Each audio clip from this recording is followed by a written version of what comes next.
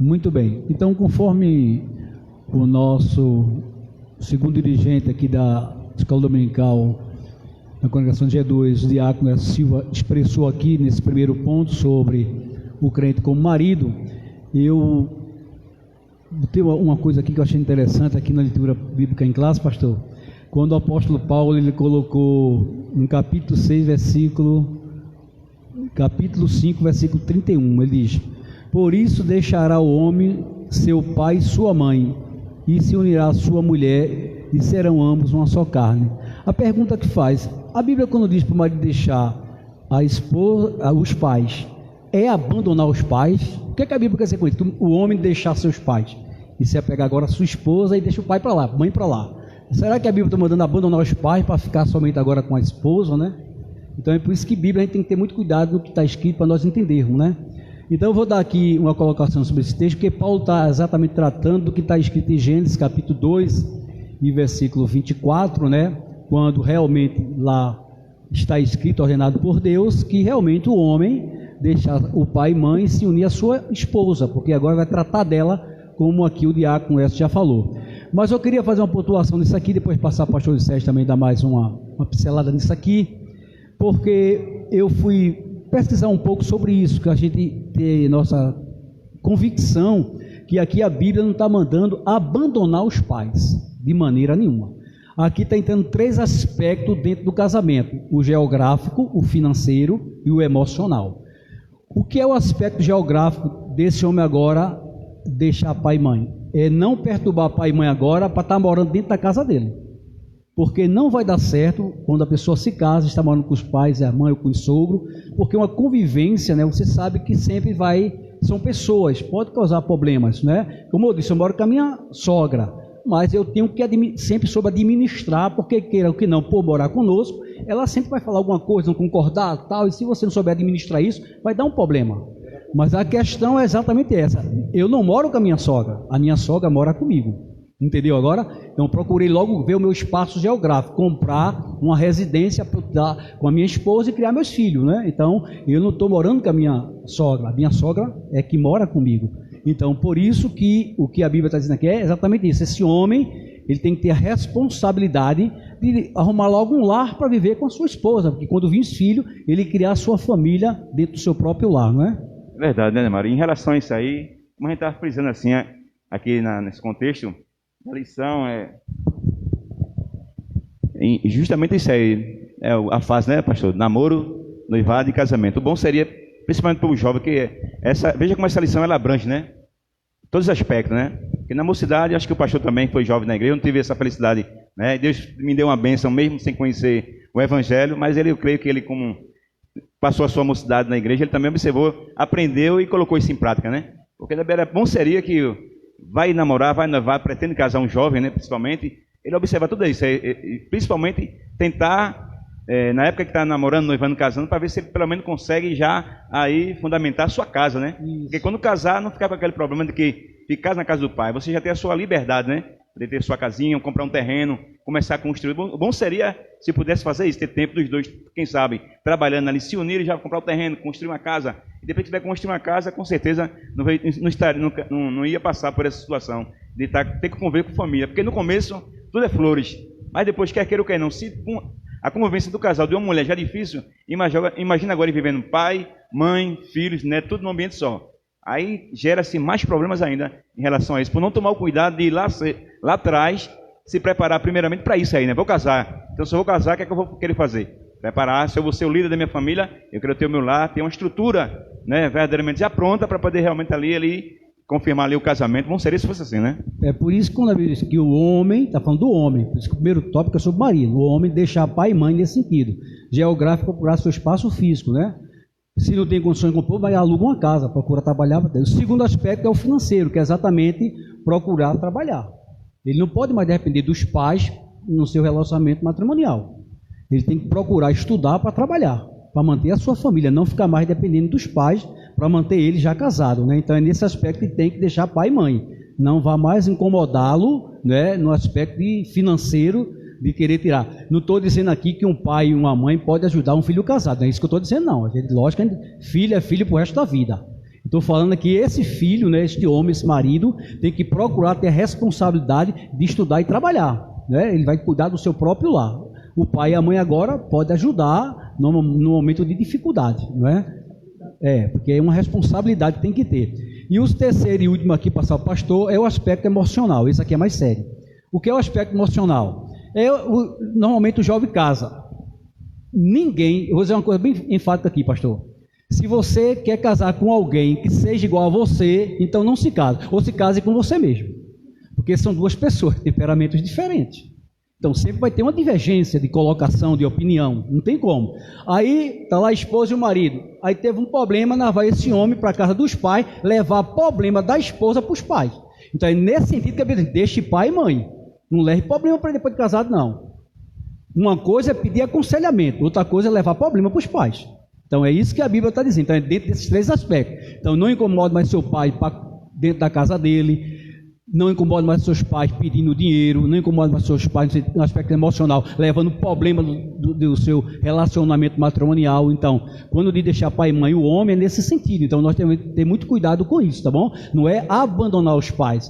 É nesse sentido, desses três aspectos a qual nós colocamos aqui, pontuando exatamente esse texto que Paulo cita aqui na carta dele aos Efésios, no capítulo 5, versículo 31, que ele está falando exatamente o que foi dito lá em Gênesis, capítulo 2, versículo 24, tá bom? Então, vou passar para o pastor pontuar mais alguma coisa para fecharmos esse tópico primeiro. Muito bem, saudamos a todos com a paz do Senhor, os irmãos que estão em casa, que estão acompanhando.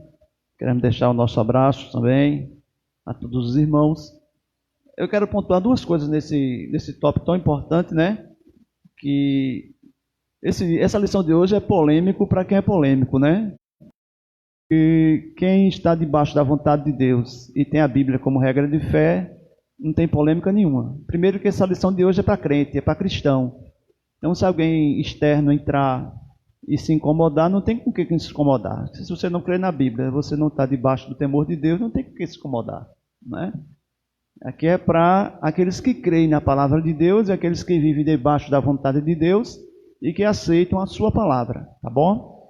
Duas coisas que nós queremos pontuar aqui que é interessante, nosso presbítero Demário está falando, no versículo 31, diz, pois deixará o homem. Veja o que a Bíblia diz, deixará o homem. Aqui não fala de menino, né? O homem no sentido pleno. Provedor, cuidador, afetuoso, responsável, né? Homem no sentido pleno. Exatamente. Isso, e homem, no sentido pleno da palavra. Homem responsável, porque casamento é responsabilidade. Casamento não é brincadeira, é responsabilidade. E o homem, ele vai assumir essa responsabilidade. Veja que no princípio, quando o nosso diácono estava falando, disse que Paulo, ele tem o casamento como autoestima ao comparar o relacionamento de Cristo com a igreja. Né? Veja o nível de responsabilidade e o nível que o casamento tem. Paulo compara o casamento como Cristo como noivo e a igreja como a noiva. Cristo como marido e a igreja como a noiva. E é interessante, que é a segunda coisa que eu quero falar, é o versículo 28. Assim devem, olha o verbo, devem, os maridos porque Paulo está falando para a igreja, né? Assim devem os maridos amar. A palavra amar aqui, o nosso autor da lição, ele usa no original do grego, né? Agapão, o agapou, o agapau, que é do ágape. Veja que ele não usa o termo grego eros, que é a paixão, né? O amor sexual, o erotismo, vem do erotismo. Ele não usa o filho, né? O estresse, que é amor fraternal, mas ele usa o amor, a palavra do amor usada para Deus. Ágape. O que é ágape? É amor que não guarda qualquer requisito de egoísmo e que não procura a satisfação própria. É o sacrificial. Jesus amou tanto a igreja que ele se entregou por essa igreja. Assim também é o homem, deve ser os homens. Veja que o que é requerido do homem é amar a sua mulher, como Cristo amou a igreja. Olha para aí, que responsabilidade, né? Então aqui, veja que aqui quebra todo o discurso feminista, neomarxista, a questão do homem em relação a ser machista, a ser aquele homem brabo, não. É o inverso. Veja o que a Bíblia fala, o que a Bíblia faz. Quebra o homem. O homem deve amar a mulher como se é o seu próprio corpo. Ninguém bate no seu próprio corpo, a não ser que seja masoquista, né?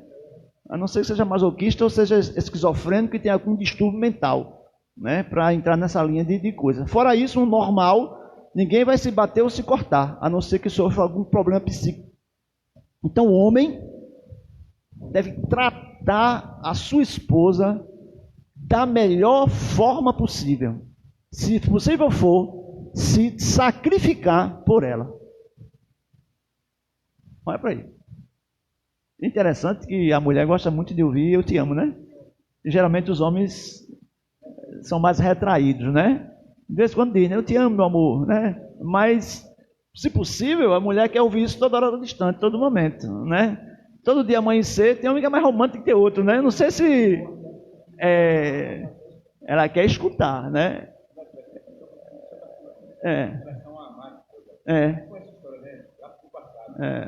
A mulher era perfil, o marido, muito pensamento, na Bíblia, ela espancava mesmo, ela não podia dizer um alho de casa, e era motivo do marido espancar na frente do filho. Não temor ao pai, dessa forma, né? Pela maneira... É a violência, né? É a violência. Mas, à medida que o conhecimento bíblico vai surgindo, vai amadurecendo no homem, né? Ele vai mudando, é amar. Então, assim, um recado para os homens nessa manhã: meu filho, ame sua esposa. Quem ama não machuca. Vamos dizer que a Bíblia diz que o amor tudo sofre, tudo padece, tudo crê, né? Então, a gente não se estender mais sobre esse assunto, mas eu acredito que foi bem externado, né? Então, cada homem que está em casa, aí, meu filho, olha a tua responsabilidade, né? Rapidamente, quando minha esposa ela ficou internada no hospital, né? Foi para a UTI, que eu deixei na UTI porque não podia entrar, né? Ainda fiquei até tarde da madrugada lá, mas o médico, a policial chegou, vai para casa que não estão resolvendo aqui. Quando eu cheguei em casa e fui tentar dormir, né?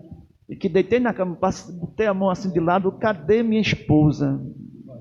Meu Deus do céu, olha, irmãos, chega, me deu uma angústia na alma, né? A falta da costela ao seu lado, né? Não é da mulher em si na questão sexual, né? Mas aquela que ele complementa, né? Então o marido tem que ter esse sentimento pela esposa, né? Veja a responsabilidade bíblica aqui. A Bíblia quebra todo machismo, né?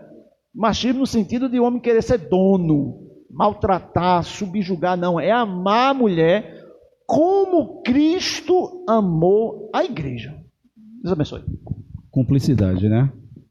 Então eu gostaria também de fazer os meus comentários aqui, começando por Josué capítulo 24 e o versículo 15, quando ele ressalta: eu e a minha casa serviremos ao Senhor. Então ele já mostra ali a sua liderança dentro da sua casa como cabeça da casa. O fundamental, como já foi colocado aqui na mesa, fundamental é que o homem mostre que ele é a cabeça da casa. E assim, mais uma vez voltando para a nossa parte bíblica, mostrando que, como o Senhor instituiu o casamento como um fator primordial da família, ele já mostra aqui que Josué, ele deixa isso bem enfático. E uma parte que também me chamou muita atenção foi em Provérbios, capítulo 18, versículo 21, onde fala: a morte e a vida estão no poder da língua, e aquele que ama comerá do seu fruto. Aí eu vou falar novamente para os maridos que, apesar de ser aquele líder, então ele tem que ter aquela flexibilidade de poder moderar nas suas expressões com sua esposa. E mais adiante a gente vai ver com seus filhos também. Foi até dito aqui, é muito difícil o homem externar que ama a esposa, que ama os filhos.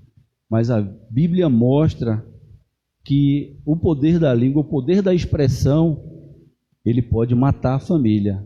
Então devemos ser bem complacentes nesse sentido, ok? Outro fator também, tem 4 fatores fundamentais que o homem deve ter o cuidado de se expressar. Primeiro, cuidar da família.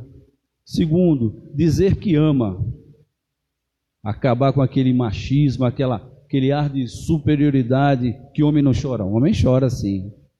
Terceiro, não, tem que ser. Não, tem que ser. Hoje a realidade tem que ser essa. Não é aquele autoritarismo que existia antigamente. E o quarto, procurar agradar as pessoas que amam. Muitas vezes quebrar aquele paradigma de só estar jantando em casa, leva para jantar fora a mulher e os filhos, justamente mostrando esse amor, esse carinho com a família, que eu acho de suma importância nós citarmos isso aqui, esses 4 pontos que o homem, que a família deve tratar entre si, o cuidado, a expressão, o zelo e procurar se agradar entre si. Amém? Muito bem, então está aí o primeiro ponto da lição. Só vocês terem, assim, veja como o tempo é pouco para falar de um assunto tão importante como esse, principalmente dentro do nosso contexto social que nós vivemos hoje. Mas, agregando a este amor do marido, vamos para o segundo tópico da lição, que é falar agora da mulher, né? A crente como esposa. E esse eu pedi ao pastor, porque eu acredito que na lição de hoje, onde tem um pouquinho apimentado, né, a complexidade, é exatamente nesse ponto, por causa do feminismo, né, das feministas, por não aceitar a submissão. Mas eu pedi ao pastor para ele explicar a submissão da mulher ao marido, já que ele falou que o homem deve amar a mulher, que eu acho que é mais responsabilidade. Essa mulher vai ser submissa pelo amor que o homem vai dar a ela. Então, eu quero que o pastor enfatize direitinho aqui, para que não tenha essa polêmica toda, que as feministas acham isso um absurdo. Só para quem inteirar, pastor, dizer que submissão é para todos nós. Todos nós temos submissão. Um exemplo, estamos aqui, tem um diácono, um presbítero, um pastor e um professor. Dentro de um cargo hierárquico é uma submissão. Sim ou não? Tem um diácono, um presbítero, um pastor presidente, e tem que haver uma submissão dentro desse cargo hierárquico. Então a gente vive debaixo de uma submissão. Não é? Então a Bíblia vai estar de submissão para todos nós, não é só para a mulher, para todos nós. A mulher, que o pastor vai falar agora, vai ser uma coisa assim mais especial, porque essa submissão dela para com o marido vai ser pelo amor que ele dá a ela, ou seja, de uma forma voluntária, né? Então o pastor vai explicar aqui agora para a gente, para que você, minha irmã que está aí em casa, você saiba entender quando a Bíblia diz que você seja submissa ao seu marido, não é por imposição não, tá bom? Então o pastor vai explicar agora de uma forma bem bíblica, bem teológica aqui para a gente, para que você, principalmente mulher cristã, entenda nessa manhã através dessa maravilhosa lição, tá bom? Nosso pastor. Eita, Deus do céu, aleluia. Meus irmãos, por isso que eu disse ao princípio, né? Só há polêmica para os polêmicos, né? Só há polêmica para os polêmicos. Eu acredito que no meio evangélico não deve haver polêmica, a não ser que tenha alguém que tenha uma ideologia secular do mundo, né? Influenciada pelos ismos do mundo, e aí venha de encontro à palavra de Deus. Então, se vier de encontro à palavra de Deus, é debalde, porque estará remando contra a maré. É bom a gente rapidamente assim pensar que há um sentimento de destruição da família, né? A princípio. Já o marxismo já prega que a primeira opressão começa na família, não é? Logo de cara. Porque os filhos têm que ser submissos aos pais, a mulher ao marido, então isso já é uma opressão. Veja, a opressão das classes, né? A briga de classes. Então eu já disse que a primeira opressão começa na família, então tem que acabar com a família. Tem que acabar com essa história de família, esse negócio. Então observe que esse pensamento, ele já começa lá de trás, né? E vem evoluindo. Isso quer adentrar dentro do seio evangélico para corromper a palavra de Deus. mas a maneira distorcida de entender as coisas que é o problema. Observe que em Gênesis capítulo 1, eu quero começar logo com Gênesis capítulo 1,